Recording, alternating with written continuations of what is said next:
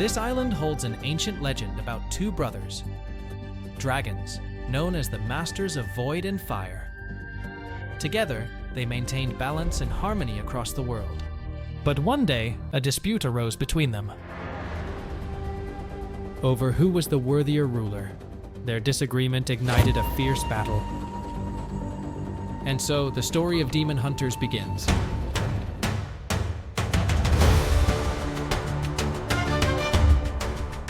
The arrival of demons has turned the island upside down. The heroes have united, but can they take on the most formidable villain in Fortnite history? And who he really is? Let's cut to the chase and jump right in, because today's episode is loaded with lore and action. We'll explore the mysteries of ancient locations, expose the wicked plan that could spell doom for the island, and uncover who's orchestrating it all. Plus, who's keeping an eye on us from the shadows? If you believed Fortnite lacked a narrative, you weren't completely off the mark. Reflecting on the remix season, where we experienced Snoop's bad trip, doesn't quite qualify as exceptional storytelling. Yet, this chapter conceals a wealth of secrets: ancient magic, demons, fantastic creatures, clan wars, and the real hidden rulers of the island. To uncover why a fragment of the 0 Point has brought magic back to the island, we need to delve into the past of Oninoshima and the devastating war between two of its most powerful clans. On one side stood the Oni clan, allied with the Fox clan, best known for Drift and his crew. Opposing them was the Deer clan, who ultimately met defeat. Evidence of this is scattered across the battlefield. Banners marking the war zones, the fortress, and the conquered area now known as the Warrior's Watch. Interestingly, these banners are the same ones seen on the Shogun X, which makes me think he was part of the Oni clan. The war started with an artisan who crafted magical masks, using the island's inherent magic. These masks, utilized by both the Demon clan and the Fox clan, were so powerful that they could potentially erase the island itself. According to Mitsuki, the Fox clan isn't inherently evil, but they made serious mistakes. Their Master of Mask created then with the ability to destroy everything. Once they recognized the chaos they had unleashed, the magic vanished to protect the island. However, magic has now returned, and with it, the powers of the masks have been reawakened. With the magic gone, the clans lost their greatest advantage and likely formed a peace treaty with others, such as the Toad clan and the Tanuki clan. Yet, as Mitsuki points out, the Fox clan suffered the most. They were seen as the main instigators of the war. Now, demons, magical masks, and ancient stories are coming to life once more. These tales didn't help the clans the first time around, and they certainly don't know what's coming. The Fox clan is now forced to hide. When the 0 Point fragment restored magic, it awakened both kind island spirits and wicked demon spirits. Sadly, one of these spirits aims to wreak havoc on the island. The most fascinating aspect of this story? The masks and their artisans. The masks have reappeared, but not from a magical realm. Someone is making them right on the island. That individual is Daigo, the grandson of the legendary mask maker. Daigo is the eldest sibling of Kendo and Jade, but their relationship is complicated, particularly between Daigo and Kendo. Jade, being the only girl, shares a special bond with the spirits of the island. When she receives a spirit, she can become the guardian Jade, but this also makes her susceptible to being possessed by demon spirits. So far, her full potential hasn't been fully explored in the storyline, but the loading screens and character designs provide hints. For instance, Jade's loading screen clearly states, "I will not let this curse destroy who I am." She's an intriguing character, motivated by a need to comprehend the island she considers home. However, her curse serves as both a blessing and a burden. Kendo is currently the main character in the story, or at least the one who seeks our assistance to start exploring this island. These early challenges, by the way, offer a significant amount of XP, so they are definitely worth tackling. The first step is to have a conversation with him. The island has transformed since that mysterious object streaked across the sky. The magic we once only heard about in legends has come to life. The portals to the spirit realm, which were thought to be mere relics of the past, are now being utilized by demons to invade our world. Before helping Kendo, we need to talk about his eldest brother, who is likely the one of the biggest villain of the season. To To start, he's the heir to his grandfather's mask shop. The same grandfather who, as I mentioned earlier, was the villain of ancient history.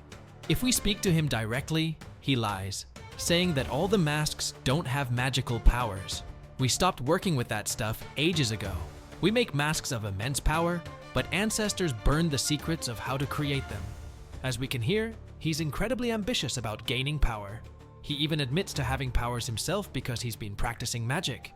These powers could be one of two types: void control, whose origins remain unknown, or spirit control, as the masks he is currently making possess this ability. The masks I just mentioned are not the ones sold in the shop. Instead, they are the void mask and the fire mask. To understand this, just look at the Daigo's loading screen. It clearly shows him constructing an Oni mask. Worse still, he has trapped sprites, indicating that he is actively creating masks with magic. He is therefore responsible for the existence of these weapons. But that's not the worst of it. He also has the ability to repair ancient pieces with gold, a technique traditionally used in Japan. The problem here is that he hasn't just used this skill to repair masks, he's also seemingly used it to fix the dragon portals. In his Go loading screen, the caption reads, "A true artist uses every tool at their disposal without hesitation." This character, described by his siblings as selfish, proves their claims. In his quest to reclaim his grandfather's power to create these masks, he's condemning not just the island but also his family. Daigo also reveals some secrets about the spirit realm. Humans cannot enter the spirit realm, only demons can. I'll admit, I burn with curiosity to see that world and the ancient secrets it might hold. However, not even I can cross the threshold yet. As you can see, while this is technically the hidden story, the clues are all there. The story seems fairly straightforward about what's to come.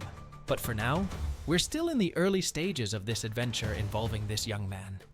He might even become a demon, or something similar. For now though, we just need to help Kendo with his challenges. The first task involves dealing damage to demons, which is pretty straightforward.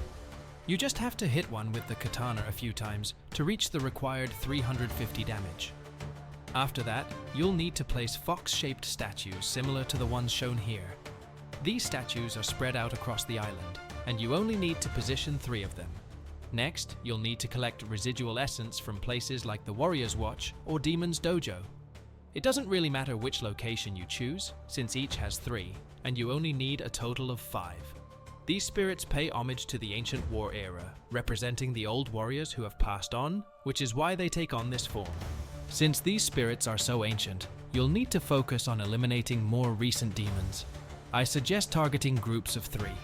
Take one out, and then move on to the next group of 3 demons. You can tackle this challenge in just 2 matches. Now let's discuss the 2 most significant demons this season.